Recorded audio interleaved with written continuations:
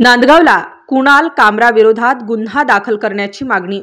Stand up comedian Kunal कामरा यांनी राज्याचे माजी मुख्यमंत्री व विद्यमान उपमुख्यमंत्री एकनाथ शिंदे यांच्यावर विडंबनात्मक गाणं तयार करून सादर केल्याच्या घटनेच्या निषेधार्थ नांदगाव पोलीस स्थानकाबाहेर तसेच मनमाड येथे शिवसेनेच्या कार्यकर्त्यांनी जोरदार घोषणाबाजी करीत निदर्शने करत कुणाल कामरा विरोधात गुन्हा दाखल करण्याची मागणी केली।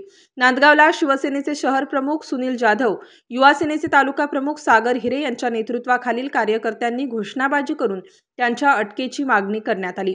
प्रकाश शिंदे, शिवाजी पाटील, रमेश काकळीज, भैया पगार, संतोष शर्मा, सूरज पाटील, संजय देवरे, दिनेश ओचानी, बापू सोनवणे, रवी सोनवणे, गणेश सांगळे, अक्षय पवार आदीसह शिवसैनिक उपस्थित होते।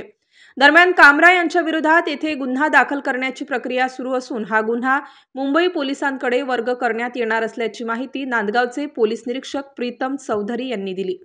मनमाड शहर शिवसेनेतर्फे पोलीस निरीक्षक विजय करे यांना निवेदनाद्वारे कारवाईची मागणी करण्यात आली। शहर प्रमुख मयूर बोरसे यांच्यातर्फे निवेदन देण्यात आले।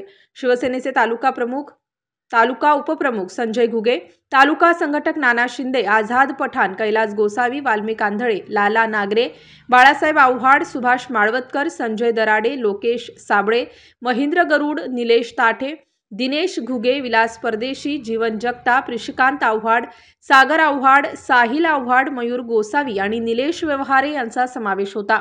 नाशिक स्टार न्यूज साठी बाबासाहेब कदम, नांदगाव।